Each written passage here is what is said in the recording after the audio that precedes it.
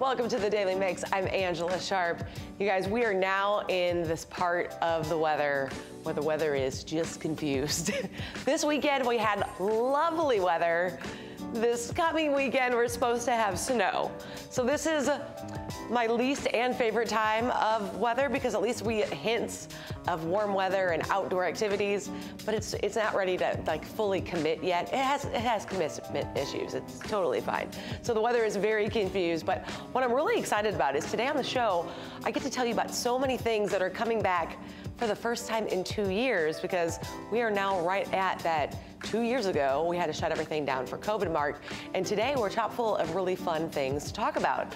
My guest later on is Jim Mohan. He is with the St. Pat's Parade. He's gonna tell us everything we need to know about St. Patrick's Day in Dogtown. They've got a lot more going on than I remember, so we'll have to get the lowdown on what that's all about. So let's get started with today's Daily Mix.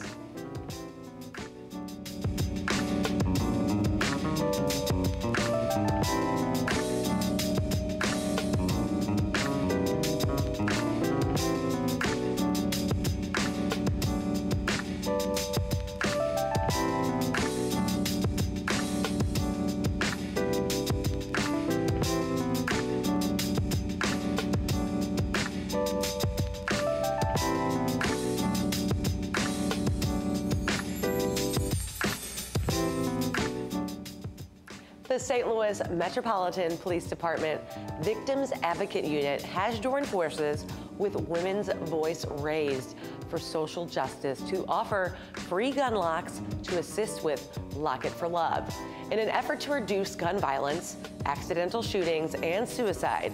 Now, through the initiative, each district will receive 30 gun locks for responding officers to give to the community.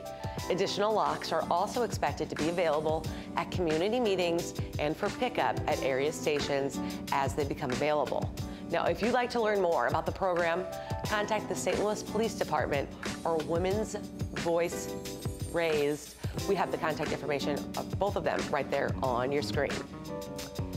Now, not one, but 3 St. Louis attractions are currently vying for the top spot on 2 of USA Today's 10 Best Reader's Choice polls. I love this so much. We have a lot of cool stuff here in St. Louis, and I love it when it gets highlighted. So in the Best Children's Museum category, we have 2 nominees. Of course, the Magic House and the City Museum. And in the Best Science Museum category, we have the St. Louis Science Center, of course. Now, we think all 3 of them are the best. We want to make sure that the whole country knows it.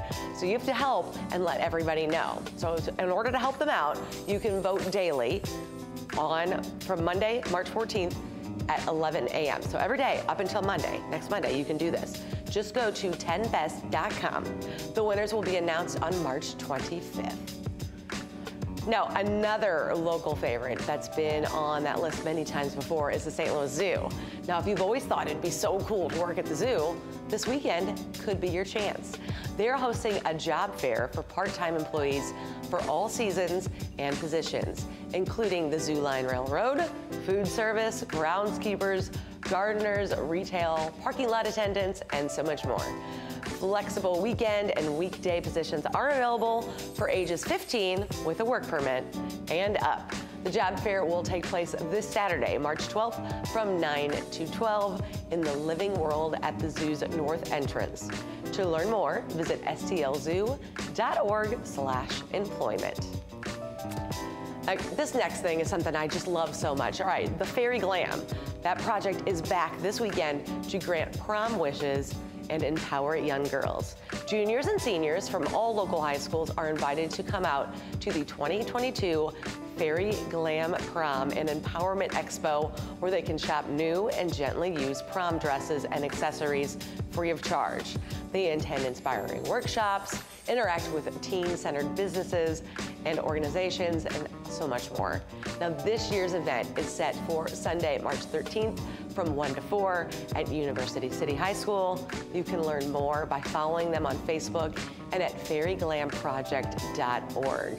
And if you happen to be cleaning out your closets and you notice you have a really good-looking prom dress, even a good-looking bridesmaid dress, you can donate that to them.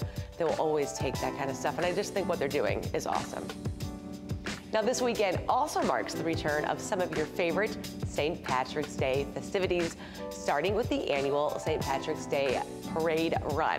You can join fellow runners and walkers on the 5-mile run or 3K shuffle in the heart of downtown St. Louis, and then celebrate after the race in the exclusive Runners Village. A portion of the proceeds from the run will be donated to the St. Patrick Center to help support their work to end homelessness in the St. Louis area.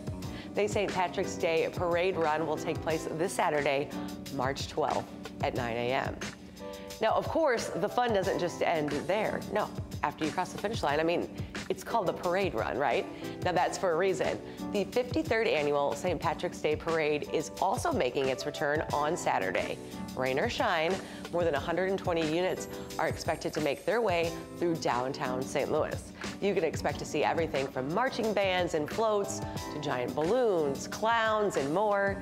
Now, the parade steps off at noon from 20th and Market, and then they head east to Broadway and Clark. It's all happening Saturday, March 12th.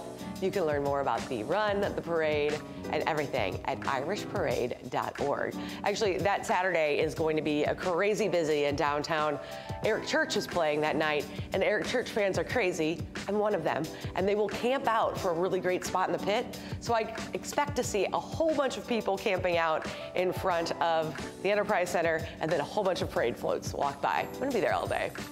Now, the riverboats at the Gateway Arch will keep the celebrations going on until Sunday with the St. Patrick's Day Recovery Brunch Cruise.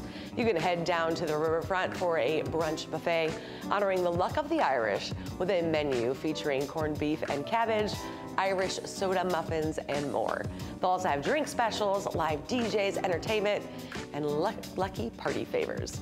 The Recovery Brunch Cruise will be making waves this Sunday, March 13th from 1 to 3. For tickets and more information, visit gatewayarch.com/riverboats. Now, we have just scratched the surface when it comes to St. Patrick's Day celebrations. My guest will be joining me in just a few moments to fill us in on everything we really need to know about everything else going on. But first, with all the fun things I've given you to add to your calendar, this one is super important. Daylight savings time. That's right, it's time to spring ahead. Now, this Sunday, March 13th, so before you go to bed on Saturday night, make sure you move your clock forward 1 hour. Yes, you're gonna lose an hour of sleep, but it's totally worth it because you gain an hour of daylight, and you know daylight makes me happy. So you're all doing this for me. I think daylight makes a lot of people happy. So it's all worth it, that's what I think. But it's not just our clocks we should be changing. This is also the time to change the batteries in your smoke detectors. Now, one of my first adventures, and probably my favorite adventure, was when I joined the St. Louis Fire Department when they did a controlled burn, and Captain Mosby took some time to explain the importance of maintaining your smoke detectors. Take a look at what he had to say.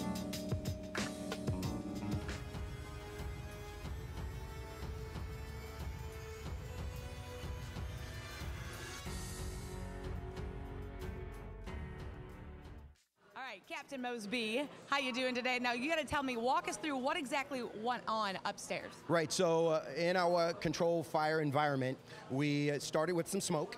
We really wanted everyone to see how quickly these situations develop, how quickly they can get out of control, and how essential it is to have a working smoke alarm in your home. So we started with a smoke barrel. The smoke started at the ceiling, as it would in your home, and at the ceiling are smoke alarms, right? So those smoke alarms, as soon as they come into contact with the smoke, activate.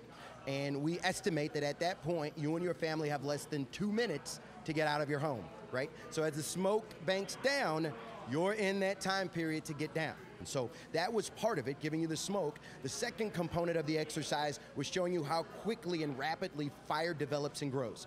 Fire doubles in size every 60 seconds. So not only did you get to see the fire spread, we showed you how it rolls over the ceiling. That is exactly how it does in real life. The temperatures today, 650 degrees. An average house fire, we're in the low 1000s, right? So a lot of heat. Well, tell me a little bit about this. This was a normal-looking, regular fire alarm when we went inside. Right. So working smoke alarms save lives. This one was at the ceiling, again, 650-degree temperature.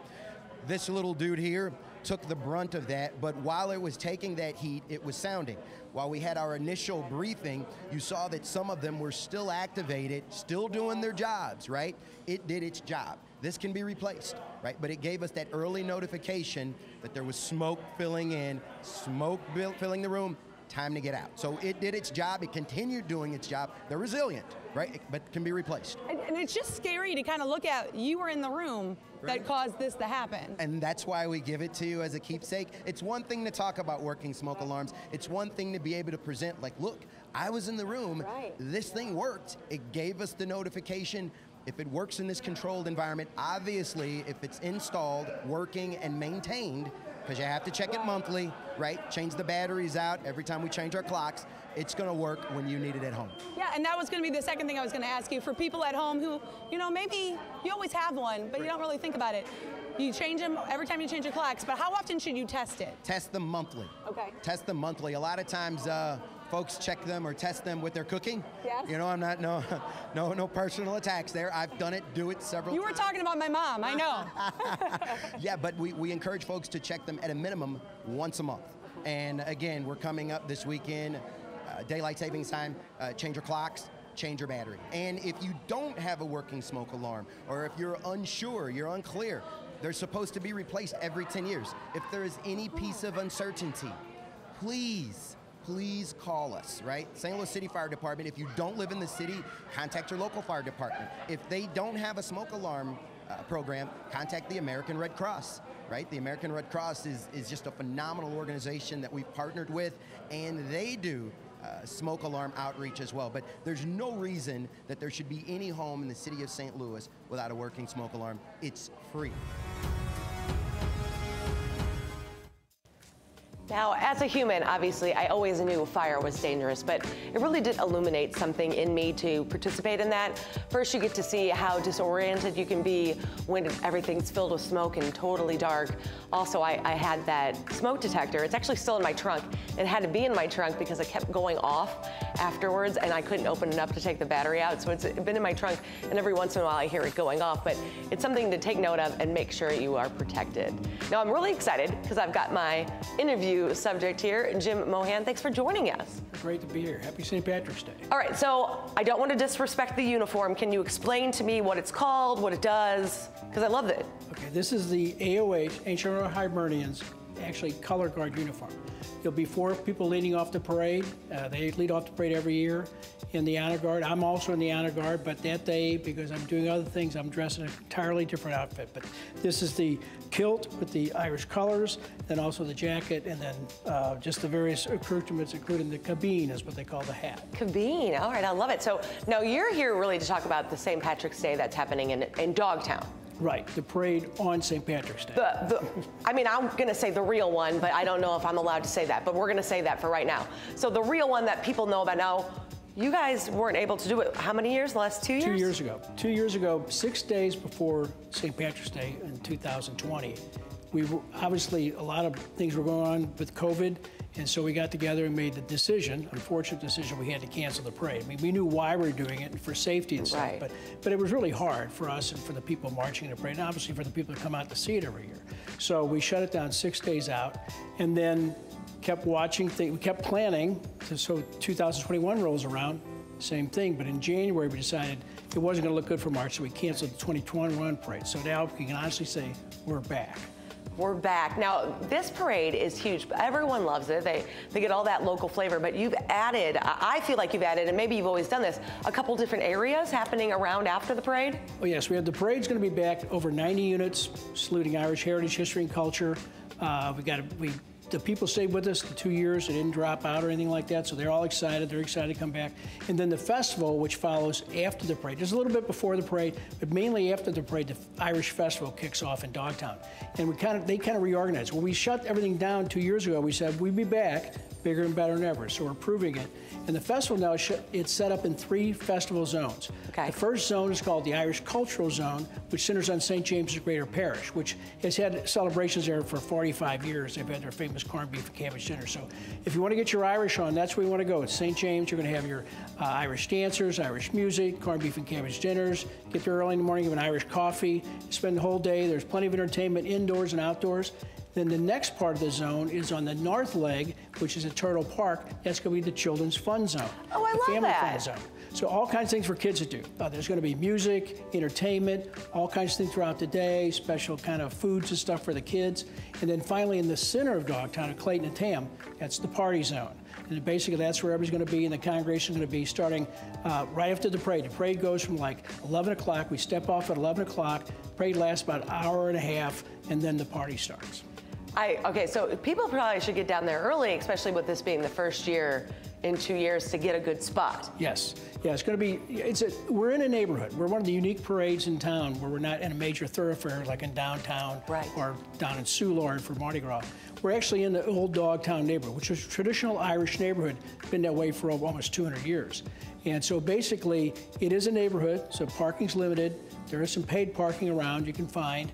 And if you go to the Dogtown United or dogtownunited.org website, there's all kinds of information on parking. Or if you go to stlhibernian.com website, there's information on parking also. As I said, it's restricted. We're in a neighborhood. We're guests in the neighborhood. We expect the people coming to the parade to respect that. We obviously expect our parade goers, parade marchers to do that too. So we're guests in the neighborhood for March 17th, and we're grateful for Dogtown hosting the parade. Well, and like you mentioned, if somebody hasn't been to Dogtown, Dogtown really is in a neighborhood just as much as you think, kind of narrow streets, houses kind of close together, and these are people who live there every day, so you don't want to be littering or being too crazy while in their yard. Right. Basically, we have plenty of places to dump trash. We encourage people to do that throughout the day. We clean up during the day. We also obviously clean up at night. The city comes in and helps us clean that neighborhood up so we get it back ready to go the next day. Because this will be a Thursday, so Friday morning is a business day, a working day for people in the neighborhood. So we try to get everything cleaned up before they get up in the morning. That makes sense. That's why everything outside stops at 6 o'clock? 6 o'clock outdoor events stop at 6, and then indoor stops at 8. It's kind of because everybody has to go to work the next day. That's kind of important. And I did see that there is a lot more restrooms that are able to handle people, the ADA accessible. Accessibility. We started doing that a couple years ago, so we've expanded the number of restrooms, number of wash stations. Same way with the other restrooms for everybody at the parade. We've expanded those all throughout the parade footprint and the festival footprint. So basically, you should have no problem. Obviously, there's going to be a line once in a while. Of course. But should be no problem finding those facilities. And you also have something called hoses, handcuffs, and hard hats. Yes. What is that about? Okay, that kicks off actually the St. Patrick's Day celebration in St. Louis, we feel. And that's going to be on March 10th. That started 20 years ago. Judge James Daley Wall was a municipal court judge in the city of St. Louis. He had the idea of bringing in, right after 9/11, bringing in some New York City firefighters and policemen. So we did.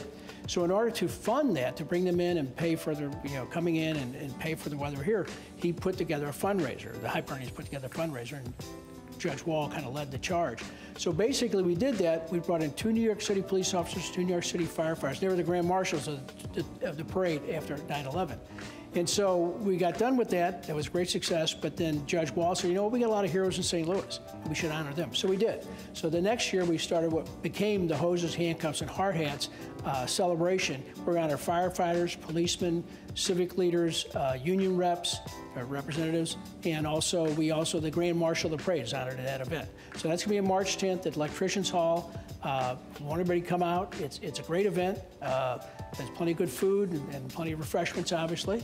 And so like I said, this is the 20th year, and now Judge Wall unfortunately passed away a few years ago. Now his family has taken over. So the Wall, Tommy Wall's kind of our MC, his son, and the other Wall children are involved with this. So and Kelly kind of is spearheaded to his oldest daughter. She kind of started spearheading this a couple years ago. She took on the mantle, and now kind of her and Tommy and the rest of the Wall kids, Carrie and Kelly, and they all kind of work together to put this thing on. And you really think that's the kickoff to the St. Patrick's season? Yes, that's the big event that leads off the St. Patrick's Day season.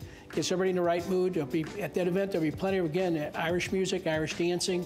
That we have dance groups come out, like I said, and perform. And then there's a ceremony where we honor all the policemen. And the interesting thing about this one this year is going to be probably bigger than most, because we decided to honor the police officers and firefighters from 2021. We didn't have the parade and the event. Right. That was canceled too. So we're going to actually have the firefighters and policemen from 2021 and 2022, along with the other ones honored this year. And then again, we're going to honor the Grand Marshal, who's Sandy Swift, she's in the Lady AOH. She's a historian, national officer at Hibernians. She's going to be the Grand Marshal leading off the parade. I mean, there's so much to take in. Is there one thing you would tell someone who has never experienced the Dogtown St. Patrick's Day Parade? Well, the one thing we've always modeled this parade on parades you would have seen in Ireland a century ago. Basically, where everybody used to get together in the small little towns and march down the street, and they would end the event at the church. You have a festival. So this whole event's been modeled on that all these years. It's just gotten bigger and better over the years. Is there a place people can go to find out more information? I mean, we threw a lot at people. Is there like a website they can go and check out everything? There's two websites. You can go to stlhibernians.com. And that, if you click on the St. Patrick's Day link, all the information, frequently asked questions, parking, any issues, event announcements about the parade, how to get in the parade next year if you want to join the parade, that's all at that website. Also, everything for the festival, dogtownunited.org. That's their website, has all the information. They have an FAQ page with all the information, with maps, where the no parking zones are, where the ADA accessible facilities are, and also where the parade and all the party zones are. I love it. It is going to be so much fun, and I know you wanted to encourage everybody to go check out vendors, because that really does boost the economy when you're checking out those local places. Exactly. We have a bunch of vendors at the festival itself, but we have people that donate to the hoses and handcuffs, and we encourage people. We usually publish that list at the event, and also all the people who help put this on. So we have a number of people that help underwrite the festival, help us with the parade. And yeah, we'd like to encourage everybody that if you go to the websites again, you'll see that information. And certainly encourage you to support those vendors that help us. I love it. All right, can you give me those websites just one more time? Okay, stlhibernians.com and then dogtownunited.org. Beautiful. Definitely check them out and plan your St. Patrick's Day fun. I mean, the first time back in 2 years, you know it's going to be huge. And after you check them out, make sure you check us out on Facebook, YouTube, Twitter, and Instagram. Of course, you can drop us a line at the Daily Fix. We always want to hear from you, so, let's do that. Keep it right here on STL TV and experience St. Louis. I'll see you next time.